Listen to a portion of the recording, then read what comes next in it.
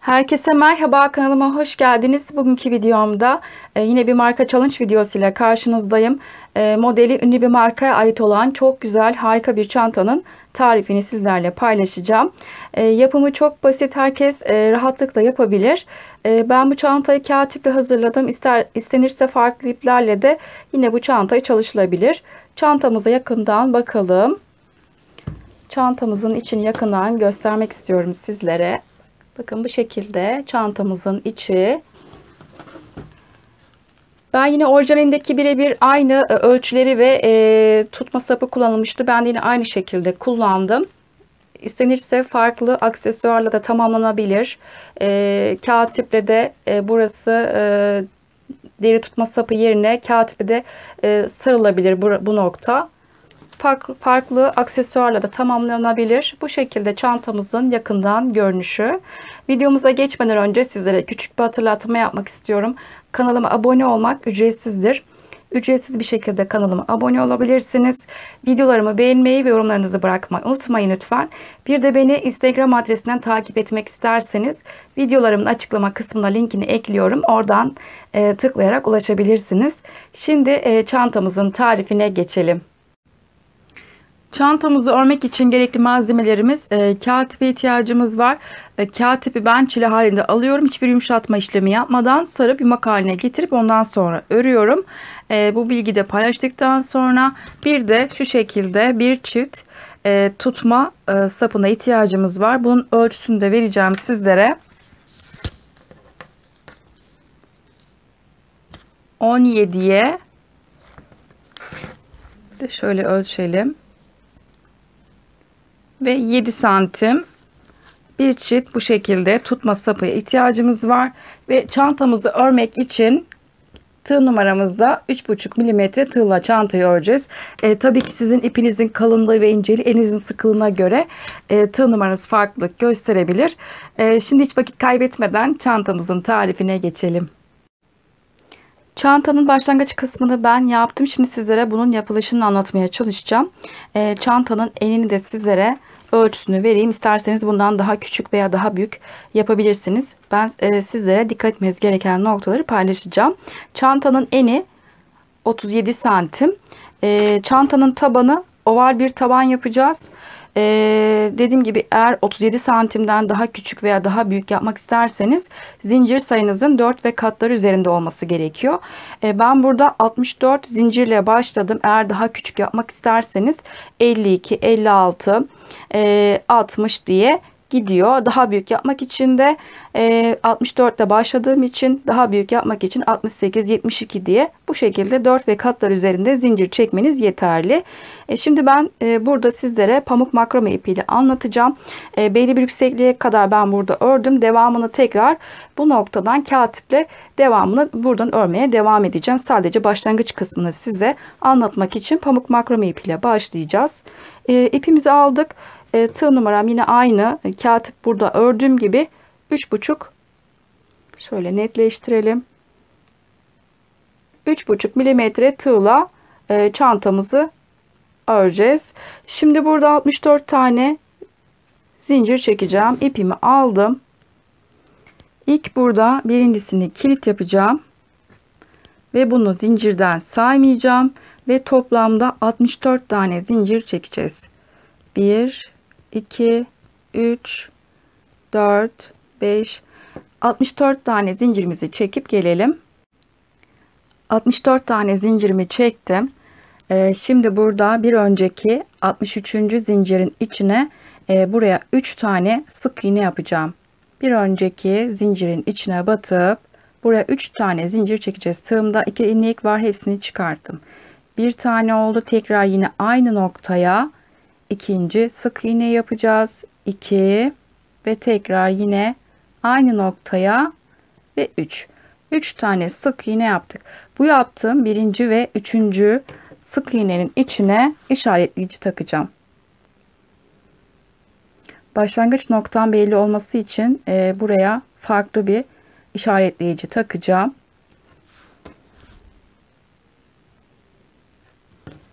Ve birinci ve üçüncü sık iğneye buraya işaretleyici taktıktan sonra bir sonraki zincirden itibaren buraya sık iğne yapmaya başlayacağız. Bir sonra tekrar zincirin içine batıp tekrar sık iğne yaptım. Her bir zincirin içine bu şekilde birer tane sık iğne yaparak ve sıra sonuna kadar gelelim. Sıramın sonuna geldim. Son zincirin içine 3 tane sık iğne yapacağız. Bakın son bir tane zincirim kaldı. Bunun içine de 3 tane sık iğne yapacağız. 1 2 ve tekrar yine aynı noktaya 3. sık iğnemi bu şekilde yaptım. Ve yine aynı burada yaptığımızın aynısını burada da yapacağız. Birinci ve 3. sık iğnelerin içine işaretleyici takacağım.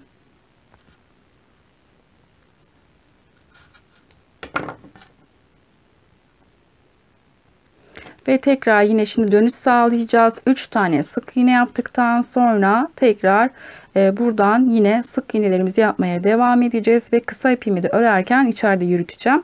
Ve hemen yanındaki bakın şuradaki boşluklara batacağız. Her bir bakın şuradaki yaptığımız sık iğnenin dip noktasındaki boşluklara tekrar sık iğnelerimizi oluşturacağız. Hemen yanındaki boşluğa batıp buraya tekrar sık iğne yaptım. Bir sonraki bakın şuradaki boşluğa batıyorum. Hemen bakın şuradaki yaptığımız sık iğnelerin dip noktasındaki boşluklara batacağız.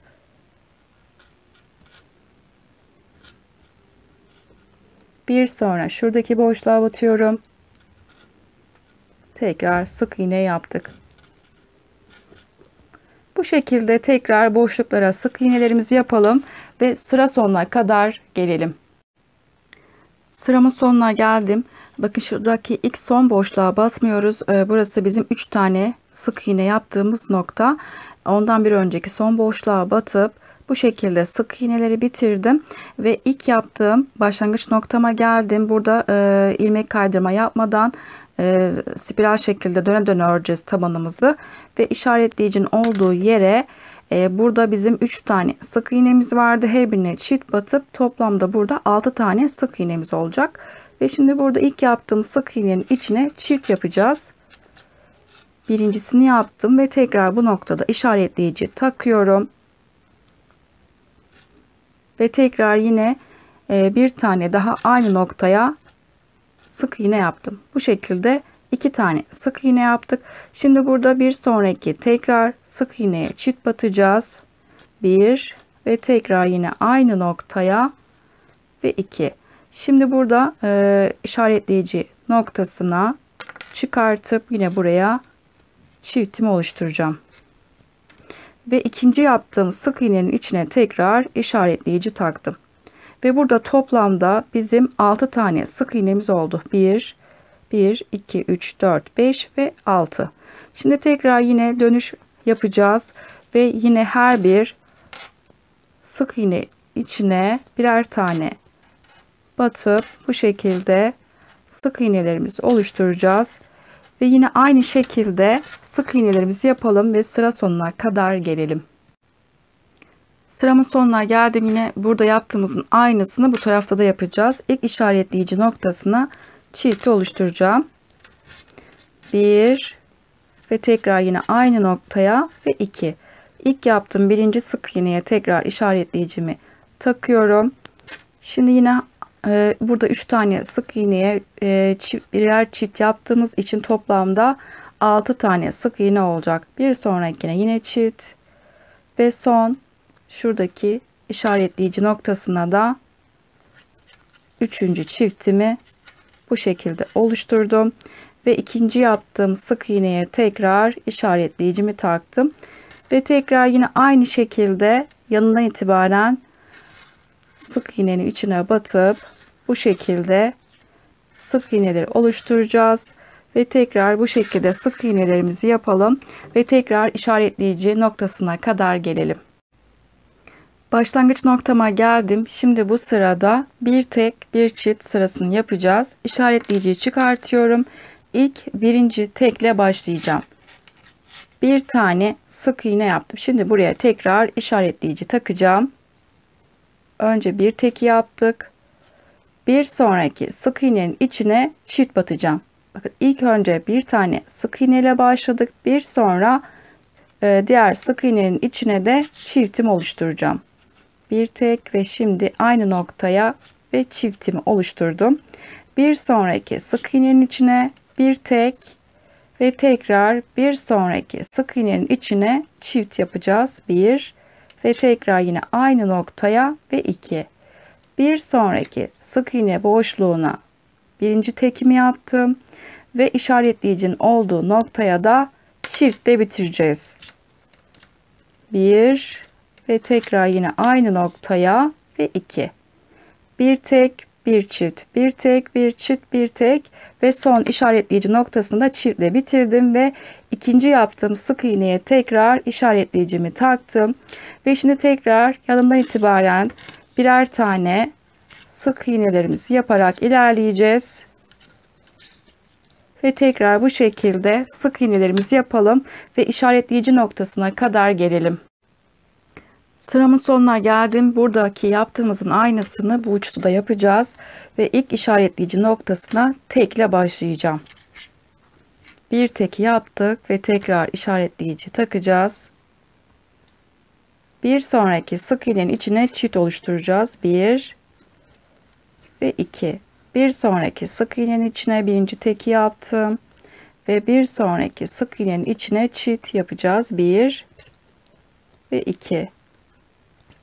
Bir sonra tek ve işaretleyici noktasına da son çiftimi de oluşturacağım. 1 ve 2. İkinci yaptığım sık iğneye tekrar bu noktada işaretleyicimi taktım ve tekrar yine yanından itibaren sık iğne boşluğuna batıp tekrar birer tane sık iğnelerimizi yapalım. Ve tekrar başlangıç noktamıza kadar gelelim. Başlangıç noktama geldim ve bu şekilde tabanı bitirdik. Şimdi model kurulumunu yapacağız. Bizim başlangıç noktamızdaki ilk işaretleyici noktasına şimdi model kuracağımız için buraya ilmek kaydırma yapacağım. İşaretleyicinin noktasına batıp çıkarttığım ilmeği diğer ilmeğimin içinden bu şekilde çıkartıp ilmek kaydırma yaptım. Şimdi model kurulumunu yapacağız. Diğer işaretleyici de çıkartabilirim. Burada işaretleyicilerde işimiz kalmadı artık. Burada 3 tane zincirle başlayacağım. 1, 2 ve 3.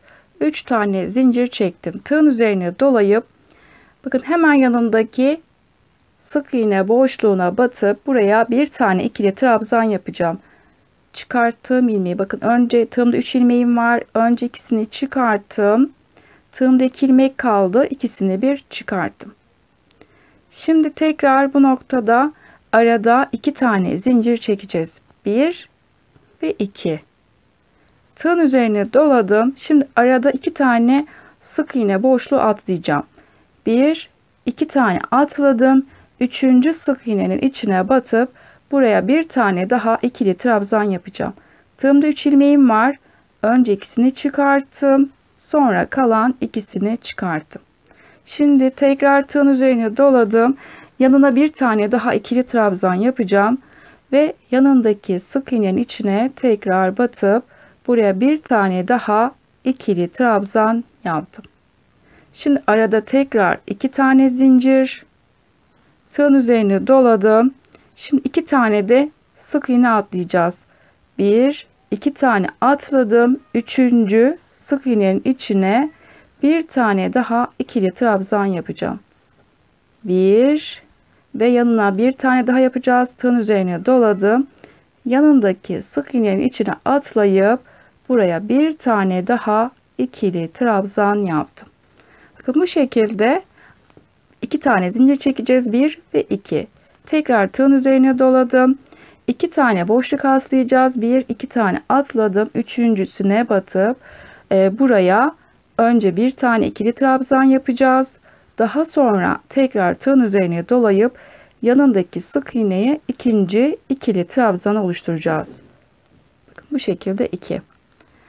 Bu şekilde aralarda 2 tane zincir çekip 2 tane boşluk atlayıp bu şekilde 2 tane ikili trabzan yapalım ve sıramızı bu şekilde dolanarak tekrar sıra sonuna kadar gelelim. Sıramın sonuna doğru geliyorum. Şimdi burada birleştirme kısmına geldik. Bakın başlangıç noktamız bizim burası. 3 zincirle başladık. Şurada son arada 1-2 tane boşluğum kaldı ve 2 tane zincir çekeceğiz. 1 ve 2. Şimdi bu noktada birleştirmesini yapacağım. Bu şekilde 2 tane zincir çektim ve arada son 2 tane boşluğum kaldı.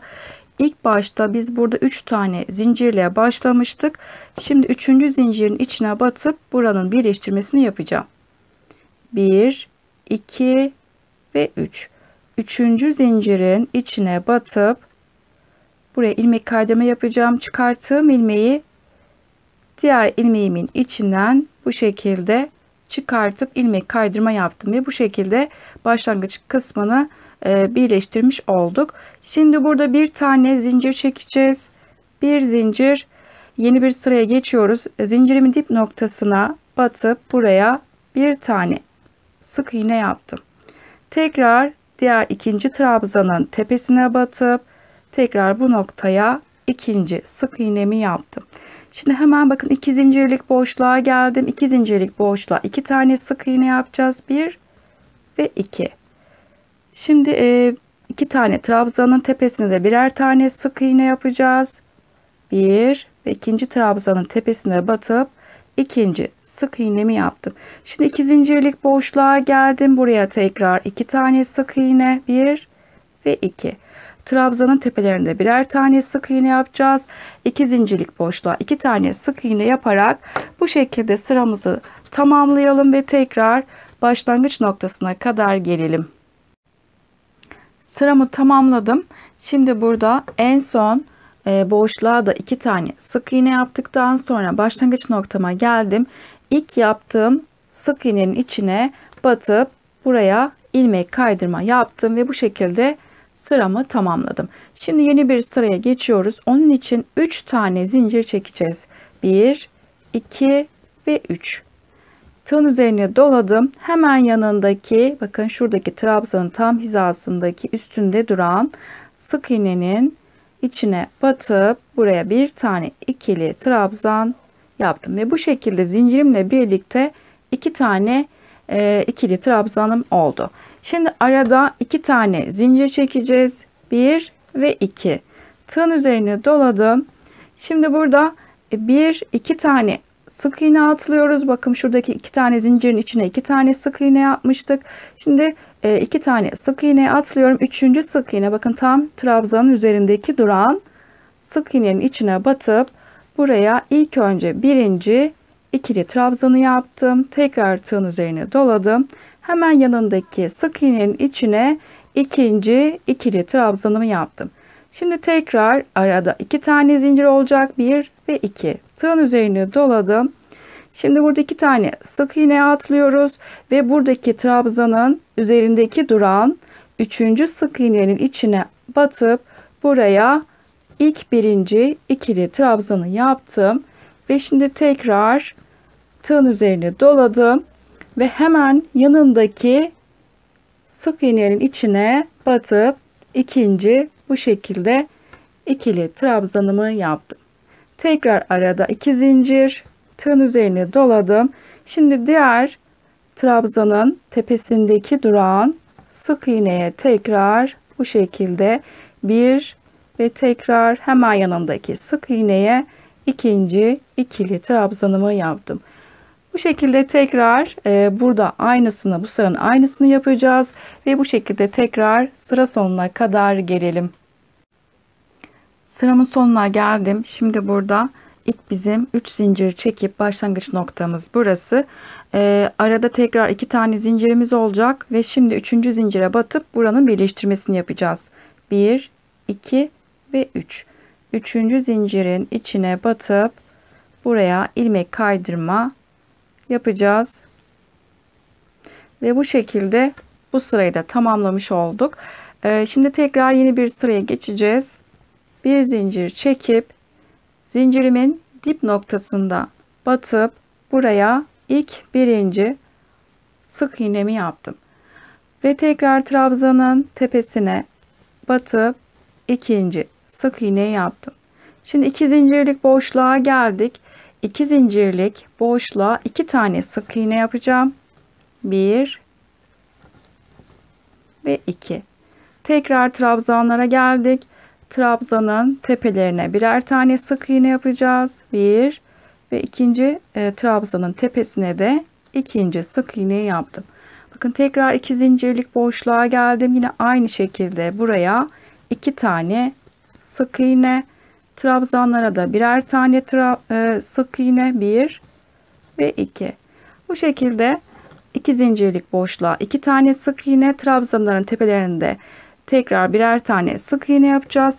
Yani şuradaki yaptığımız sık iğne sırasında tekrar burada yapacağız. Modelimiz hep tekrarından oluşmakta. Bu şekilde pamuk makrome ipiyle yapmak isterseniz de bakın bu şekilde görünüşü.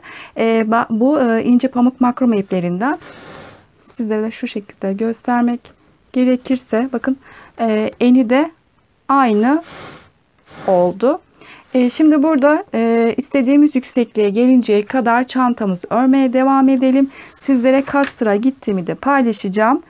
1, 2, 3, 4, 5, 6, 7, 8, 9, 10, 11, 12 ve 13 tane 13 sıra bu şekilde ördüm.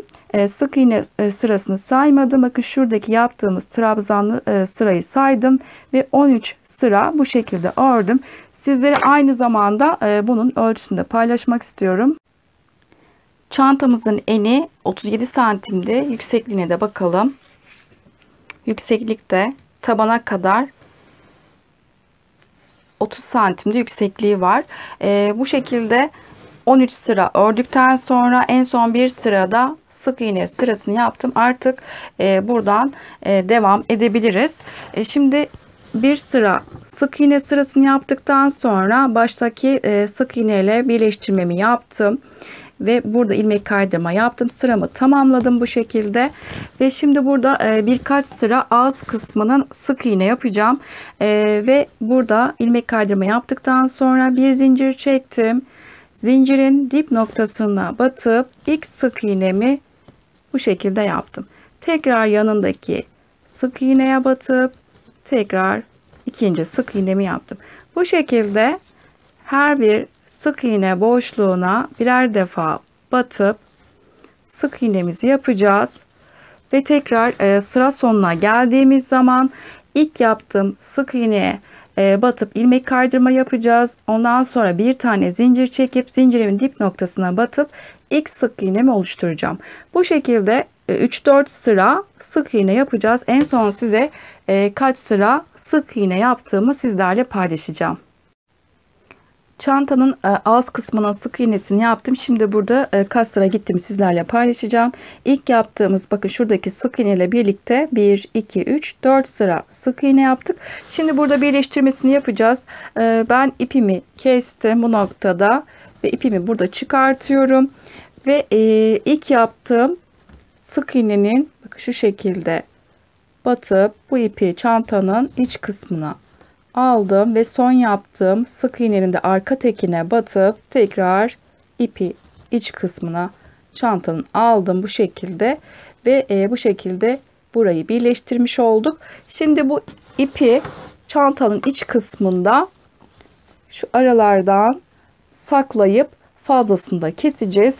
Bu şekilde çantanın bir bölümünü bitirmiş olduk. Şimdi çantanın diğer askı kısmını birlikte yapacağız.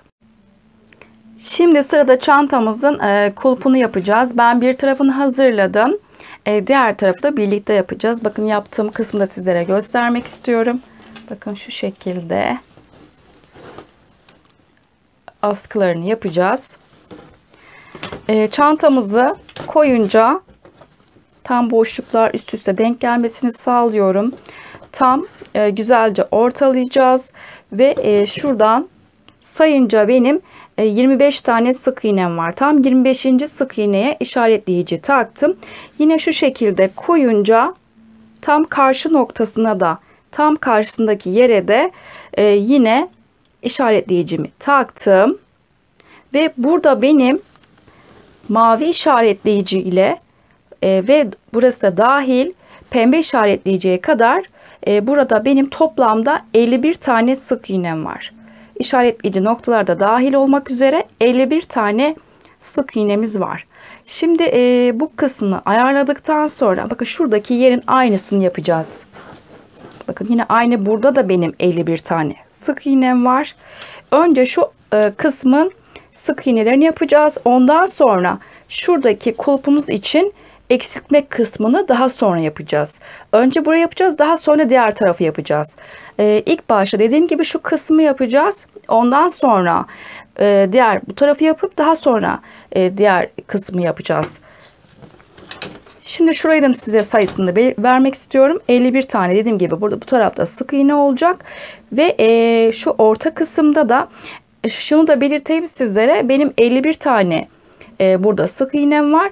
Yine aynı şekilde burada da yine 51 tane sık iğne oldu. 2 tane ilmeğim eksikti burada. Ben sık iğne yaparken herhangi bir noktasında 2 noktaya çift batıp sayımı tamamladım. Yani iki tarafta aynı sayılar olması için bunu da eşitledim. Onu da belirteyim. Şimdi şu orta kısımda da sayıyı vermek istiyorum sizlere. Şimdi orta boşluktaki sayıları vereceğim sizlere. 1, 2, 3, 4, 5, 6, 7, 8, 9, 10, 11, 12, 13, 14, 15, 16, 17, 18, 19 ve 20. Tam 20 tane. Bakın işaretleyici saymıyorum. Tam bu orta yerdeki sık iğne sayımız 20 tane sık iğne var. Yine aynı diğer tarafa da aynı sayım benim. 20 tane de bu tarafta var. Şimdi şurada başlayacağız. Bakın şurada yaptığımız gibi aynı. Burada yaptığımı diğer tarafta uygulayacağım. Şimdi nasıl yapıldığını sizlerle paylaşacağım. İlk mavi işaretleyici noktasından örmeye başlayacağız. Önce ipimizi aldık ve burada 2 kilit yapacağım. Kilit yaptım. İpimi bu şekilde hazırladım. Şimdi bunu kendime göre ayarlayacağım. Bakın şöyle aldım çantamı. Şu şekilde. Şimdi mavi işaretleyici noktasından örmeye başlayacağız. Şu şekilde tığımı mavi işaretleyici noktasına batıp buraya sık iğne yapacağız. İşaretleyicimi çıkartacağım. Ve bu noktada bakın şu şekilde sık iğne yapacağım ve örerken de şu kısa ipimi içeride bırakacağız. Ve ilk buraya birinci sık iğnemi yaptım. Ve şimdi hemen yanından itibaren devam ediyorum. Sık iğneleri yapmaya. Her bir sık iğne boşluğuna batıp birer defa batacağız. Ve ta ki pembe işaretleyici noktasına kadar sık iğne yaparak gelelim. Sıramın sonuna geldim. Şimdi burada mavi işaretli noktasıyla pembe işaretleyici yere kadar burada benim toplamda 51 tane sık iğnem oldu. Şimdi burada 51 tane sık iğne yaptıktan sonra bir tane burada zincir çekeceğiz. Bir tane zincir çektim ve çantamın şu şekilde kendime doğru çevirdim. Çantanın iç kısmına çevirmiş olduk. Şimdi burada bir zincir çektim. Zincirimin dip noktasındaki boşluktan itibaren tekrar sık iğne yapmaya başlayacağım. Bakın bu şekilde birinci sık iğneyi yaptım. İlk zincirin dip noktasına yaptık. Daha sonra hemen yanındaki boşluğa batıp tekrar sık iğne yaptım. Bu şekilde sık iğnelerimizi yapacağız. Her bir sık iğne boşluğuna birer defa batıp sık iğnelerimizi oluşturacağız ve tekrar mavi işaretleyici noktasına kadar tekrar bu noktayı sizlere bir kere daha paylaşacağım. Sıramın sonuna geldim. Şimdi ilk yaptığım sık iğnenin içine batıp ve buraya 51. sık iğnemizi bu noktaya yapmış olacağız. Ve bu şekilde 51. sık iğnemi yaptım. Ve tekrar bir üst sıraya çıkmak için bir zincir çektik. Tekrar çantamızın düz kısmını çevirdik. Bakın bu şekilde düz kısmını çevirdik. Ve şimdi buradan tekrar zincirin dip noktasından itibaren tekrar sık iğneleri yapmaya devam edeceğiz. Bu şekilde her bir sık iğnenin içine birer defa batıp bu şekilde sık iğnelerimizi yapacağız ve tekrar şuradaki yere kadar gelip tekrar dönüş için tekrar bir tane zincir çekip tekrar çantamızın iç kısmına çevirip bu şekilde ileri geri tam 10 sıra öreceğiz. Bakın şu an 3. sıradayız. 1, 2, 3. sırayı yapıyoruz ve bu şekilde toplamda 10 sıra sık iğne yapacağız. Şuradaki yaptığım kısmı sizlere paylaşacağım. Bakın şurasını yapıyoruz. İplerimi şöyle kenara aldım. Şuradaki 10 sıra sık iğne yapacağımız yer burası. Şu an biz 3. sıradayız ve bu şekilde ileri geri dönüşlerde bir zincir çekip 10 sıra sık iğnemizi tamamlayalım. 10 sıra sık iğneyi bitirdim. Bakın burayı bitirdikten sonra şimdi ipimizi devam edeceğiz bu noktada. 10 sıra yaptıktan sonra çantanın düz kısmından devam edeceğiz. Ve şimdi şuradaki yerleri yapacağız. Bakın 2 parça askılarımız var. Bunları yapacağız. Burada 10 sıra yaptıktan sonra bakın işaretleyicilerle belirledim. Şuradan tam kenardan saymaya başlıyorum ve burada toplamda 23 tane sık iğne ayırdım. Yine aynı arka tarafını yine aynı şekilde 23 tane sık iğne ayırdım. Tam 23.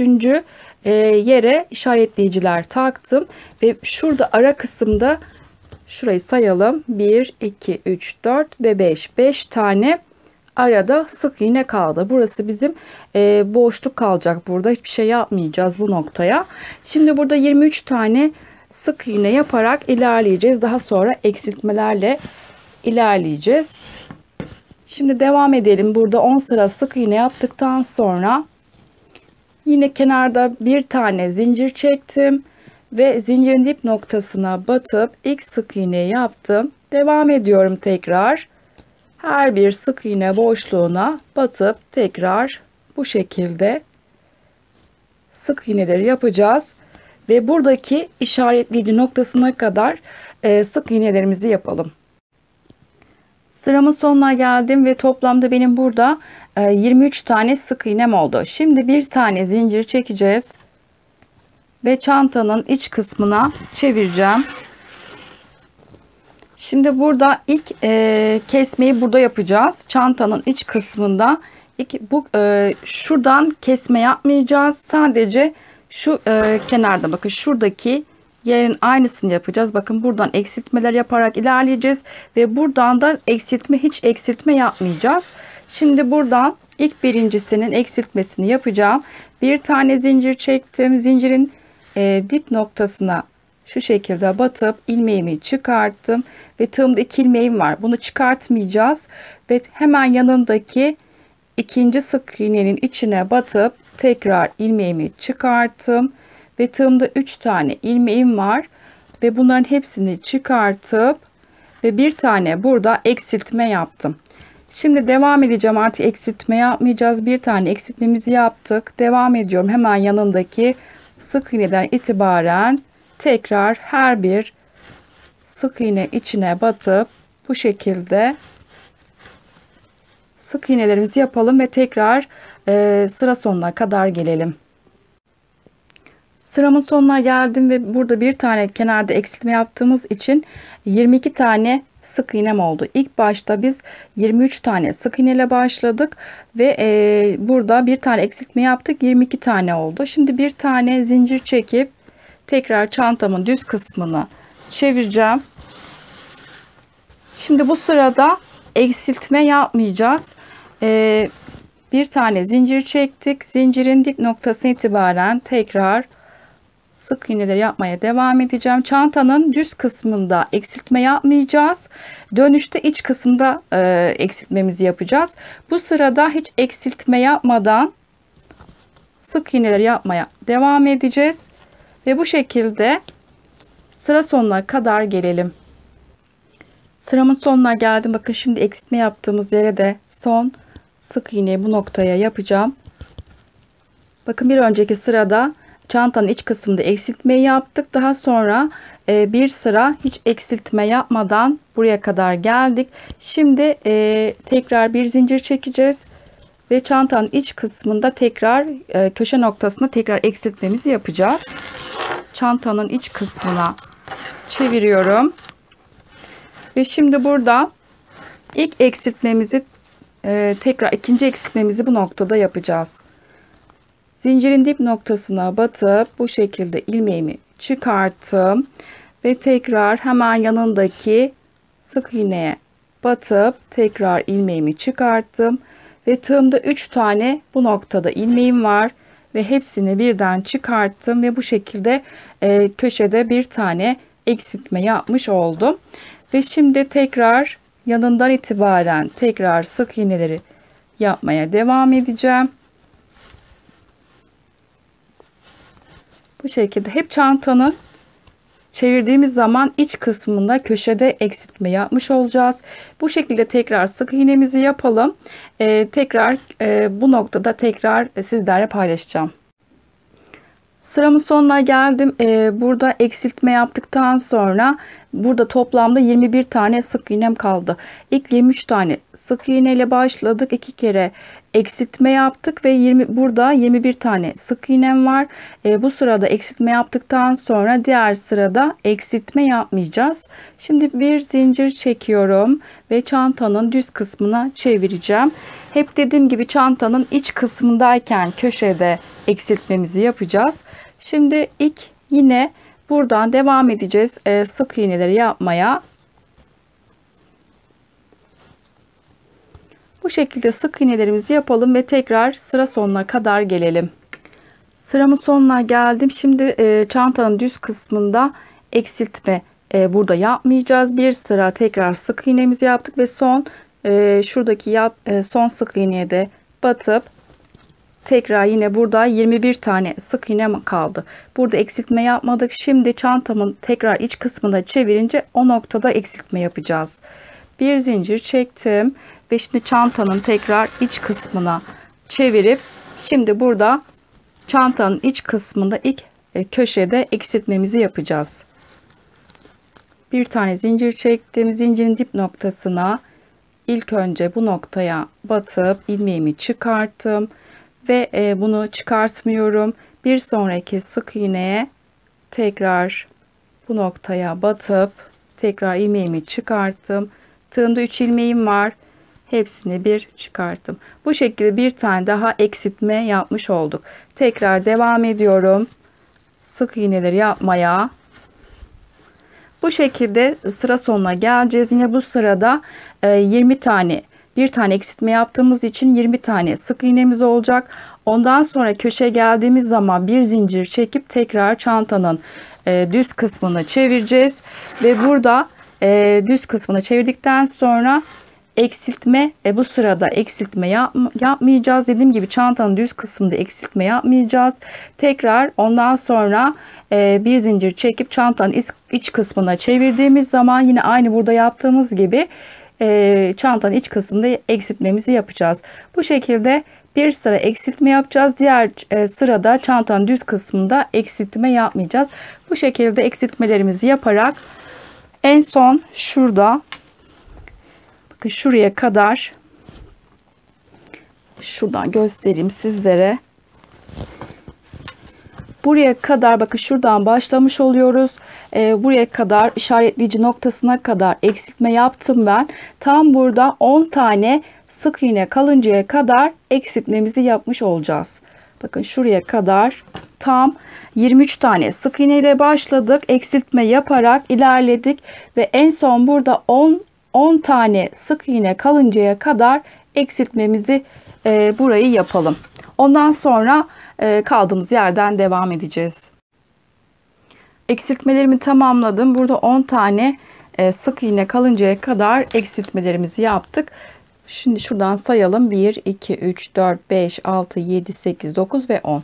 10 tane kalıncaya kadar buradan eksiltmeleri yaptık. Şimdi ilk biz burada çantanın askılarını yapmaya başladığımız yer, şuradan itibaren sizlere de ölçüsünü de vereceğim.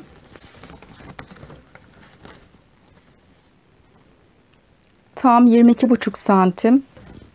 Bu şekilde 22,5 santim oldu. Şimdi burada 10 tane sık iğne kaldıktan sonra bakın şu bizim şurası 10 tane sık iğne kalan yer ve ondan sonra biraz sık iğne yapacağız.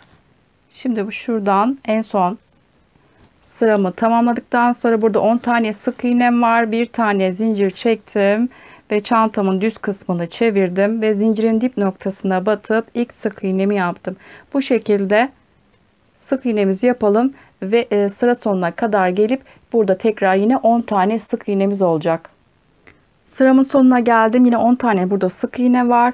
Şimdi burada bir tane zincir çekip çantanın iç kısmını çevirdim ve yine zincirin dip noktasından itibaren tekrar sık iğne yapmaya başlayacağız ve bu şekilde sık iğnelerimizi yapacağız ve tekrar sıra sonuna geldiğimiz zaman yine bir zincir çekip tekrar düz kısmı çevirip bu şekilde ileri geri biraz sık iğne yapacağız ve sizlere en son ne kadar sık iğne yaptığımı da sizlerle paylaşacağım. Bu şekilde sık iğnelerimizi yapalım. Sıramı tamamladım. Biz burada 10 tane sık iğne kalıncaya kadar eksiltmemizi yaptık. Ondan sonra 10 tane sık iğneyi ileri geri örerek burada ben toplamda 17 sıra ördüm. Sizlere bunun ölçüsünü de paylaşacağım. 11 santim, 17 sıra bende 11 santim yapıyor. İsterseniz sizler kol ölçünüze göre daha uzun da yapabilirsiniz.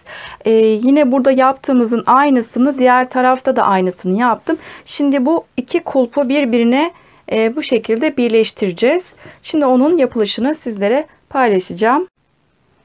Diğer yaptığım kulpun ben ipi kopartmamıştım. Buradakini koparttım. Diğerini kopartmadım. Kopartmadığım ipten bu şekilde iç kısmından, kulpun iç kısmından birleştireceğiz. Bakın şu şekilde çantamız düz ve bunu şu şekilde alıyorum.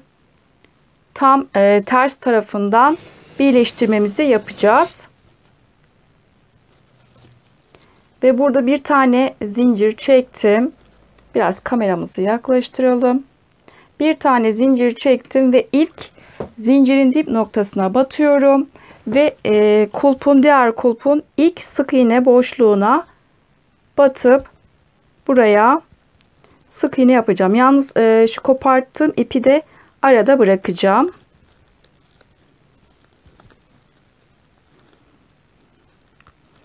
Ve bu şekilde sık iğneyi yaptım. Şimdi hemen yanındaki sık iğne boşluğuna batıp ve diğer kulpumuzun ikinci sık iğne boşluğuna batıp bu şekilde sık iğne yaparak iki kulpu birbirine birleştireceğiz. Bir sonra yine aynı şekilde karşılıklı boşluklara denk gelecek şekilde kulpumuzu birleştirmesini yapacağız.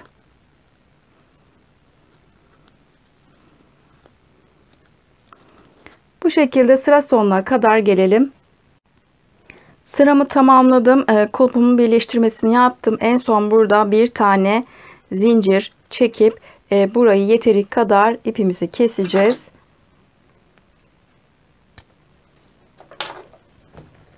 İpimizi çıkartıp sıkıştırdık ve ardından bu ipi aralardan saklayıp fazlasını da keseceğiz. İpimizi gizleyeceğiz. Bakın bu şekilde kulpumuzun birleştirmesini yapmış olduk. Düz kısmı burası. Birleştirdiğimiz kısımda kulpun iç kısmında kaldı. Şimdi sırada diğer tarafın kulpunu yapacağız. Bakın bir tarafı yaptım. Diğer tarafında tekrar size başlangıcını burada sizlerle paylaşacağım. Şimdi sırada kulpumuzun diğer kısmını yapacağız. Bir tarafını yaptım. Şimdi bu tarafında yapılışını sizlere anlatacağım.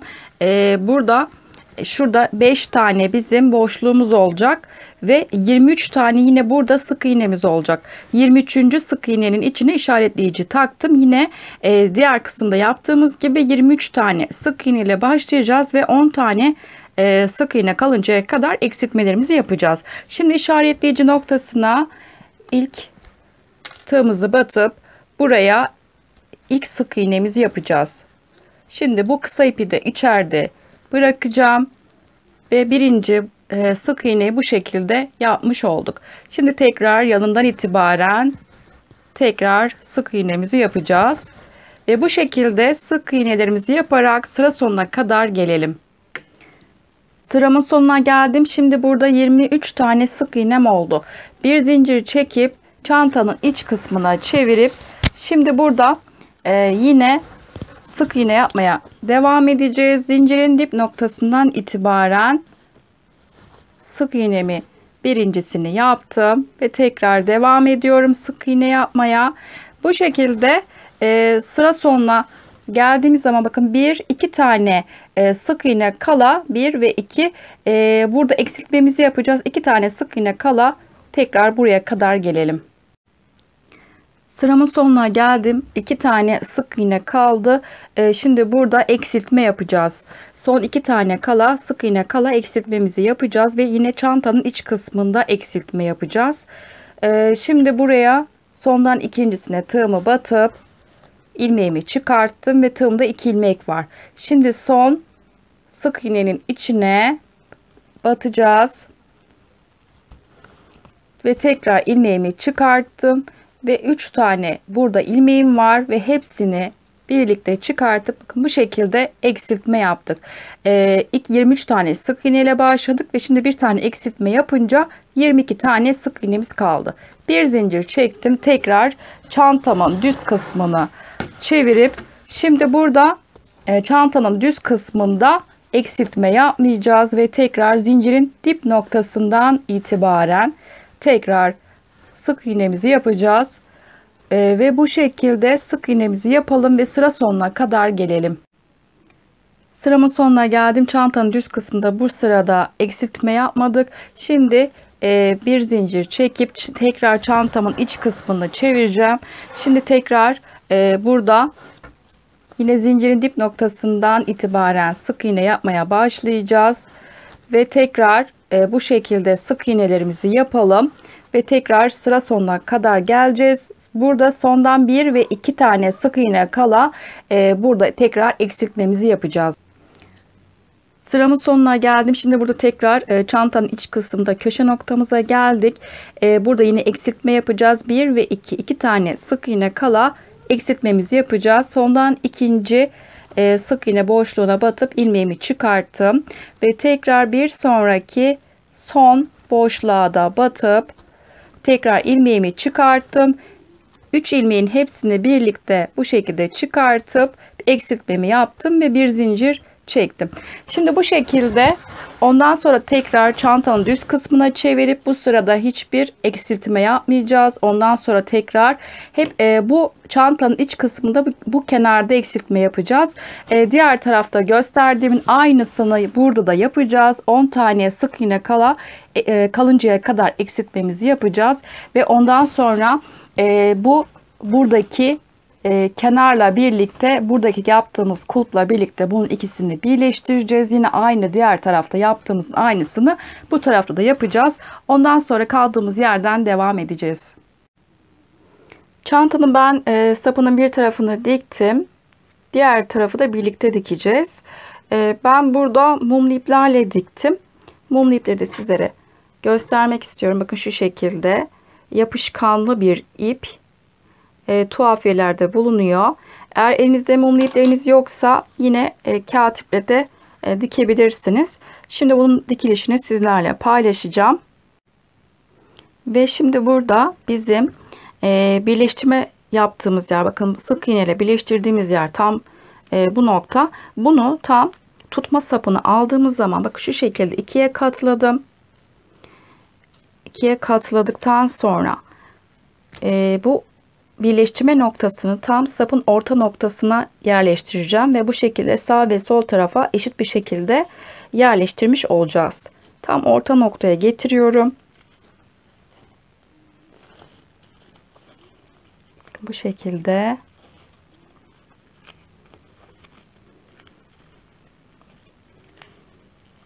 Bu ördüğünüz kulpun burası tam tutma sapının tam orta yerine yerleşmesi gerekiyor. Eğer daha fazla daha kalın olursa bu ördüğünüz yer, o zaman eksiltmeyi 10 sık iğne kalıncaya kadar değil 8 sık iğne kalıncaya kadar da olabilir, 6 da olabilir. Bunun tam buraya oturması, yerleşmesi gerekiyor. Dediğim gibi eğer burası daha kalın olursa, içine tam yerleşmezse 10 sık iğne değil, 8 sık iğne kalıncaya kadar eksiltme yapmanız gerekiyor. Bu şekilde benim yerleşti içine tam ve bunu buradan mumlu iple dikeceğiz. Dikeceğim tutma sapını tam ayarladım. Tam buraya ortaladım. Bakın bu şekilde oldu. Evet, bakın tekrar göstereyim sizlere. İkiye katladım. Bu yeri, burası altta kalacak şekilde tam birleştirme noktasını, tutma sapının tam ortasına yerleştirdim. Ve bu kulpun burasını ikiye katladım. Ve şimdi bunu dikeceğiz. Ben şöyle elimde klipsler var. Bununla sabitleyeceğim. Eğer elinizde bunlar yoksa mandalla da tutturabilirsiniz. Sadece dikerken kayma olmasın diye bunu yapacağım. Bakın bu şekilde klipslerle tutturdum. Şimdi şuradan dikmeye başlayacağım. Tutma sapını ayarladıktan sonra iğnemizi ipimize taktık. Ve şimdi buradan ilk sabitlemek için şuradan düğüm belli olmasın diye ilk buradan batıp ipimizi çıkartacağız ve burada bir düğüm atacağız. Burayı sabitleyeceğiz ve bu düğüm içeride kalacak, görünmeyecek.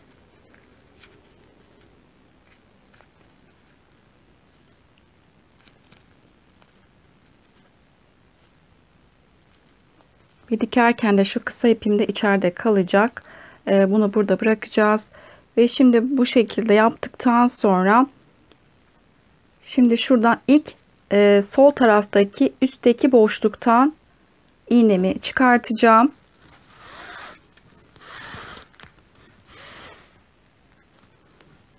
Bu şekilde çıktık. Şimdi çarpı şekilde dikeceğimiz için bakın alttaki sağ taraftaki ikinci boşluktan çıkacağım.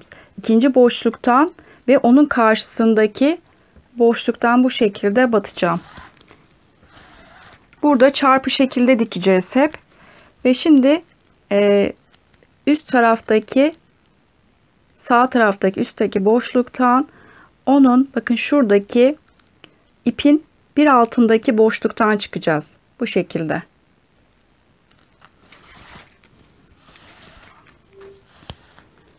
Dikerken de burayı iplerimizi sıkıştıracağız. Ve şimdi tekrar çarpı şekilde dikeceğimiz için bakın sağ taraftaki şuradan boşluktan onun tam karşısındaki boşluktan çıkacağız. Hep çarpı şekilde dikeceğiz.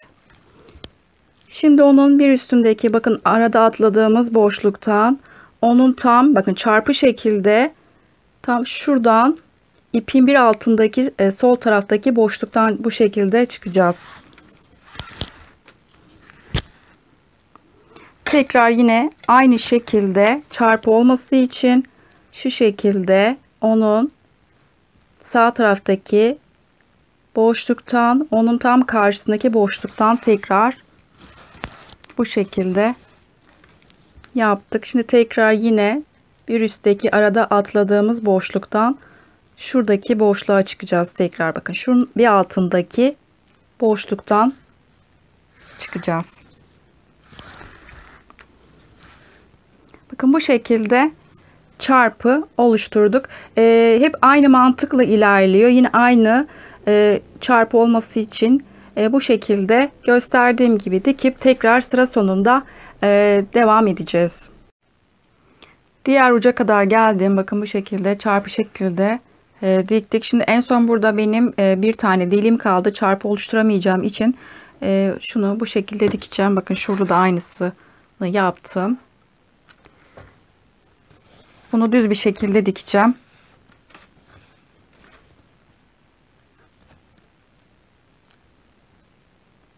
Şimdi bunu bakın şuradan alt tarafa çıkartacağız.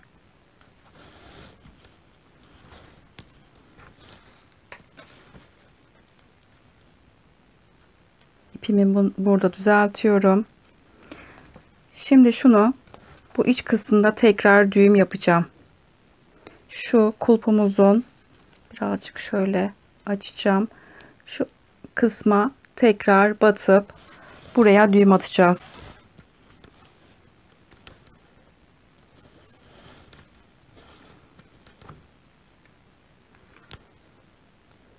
Bunu sağlamlaştırıp ondan sonra makasla kesip bu şekilde kulpumuzu dikmiş olduk. En son bakın şurada şöyle birazcık elimle yumuşatacağım. Bakın kulpumuzu diktik. Çantamızı bu şekilde tamamladık. İsterseniz çantanın orta kapanma kısmına mıknatıslı çıt çıt dikebilirsiniz. Benim elimde iki çeşit bakın mıknatıslı çıt çıtlarım var. Benim tam tutma sapıyla aynı renk olmadığı için taba rengi elimde yoktu. Sizlere göstermek için bakın şu şekilde derili mıknatısların kenarında delikleri var. Bunu kolay bir şekilde çantanıza monte edebilirsiniz. Bir çeşit de bakın şu şekilde mıknatıslı çıt çıtlar var. Bunlar da yine aynı şekilde kolay bir şekilde çantanızı tam orta kapanma kısmına kolay bir şekilde dikebilirsiniz. Çantamız çok hoş, güzel, harika bir çanta oldu. Ben yaparken çok severek ördüm. Şimdi sizlere son halinde ölçülerini vereceğim. Aynı zamanda ne kadar kağıt kullandığımı da belirteceğim. Ben bunda toplamda 300 gram kağıt kullandım. Şimdi çantanın tam bitmiş halini de sizlere ölçüsünü paylaşacağım. Çantamızın eni 37 santim. Tam ortadan ölçeceğim yükseklik. Tavana kadar 31,5 santim. Bir de şu yukarının bakın tam şuradan ve tabana kadar. Bir de oradan ölçelim. Tutma sapına kadar 58 santim. Bir de şuradaki kol ölçüsünü de vereceğim sizlere. Bakın şöyle 25 santimde burası var. Bir videonun daha sonuna geldik. Kanalıma abone olmak ücretsizdir. Ücretsiz olarak kanalıma abone olabilirsiniz. Bir de beni Instagram adresinden takip etmek isterseniz videoların açıklama kısmına linkini ekliyorum. Oradan da Instagram adresime ulaşabilirsiniz. Yapacaklara şimdiden kolaylıklar diliyorum. Bir başka videoda görüşünceye dek hoşça kalın.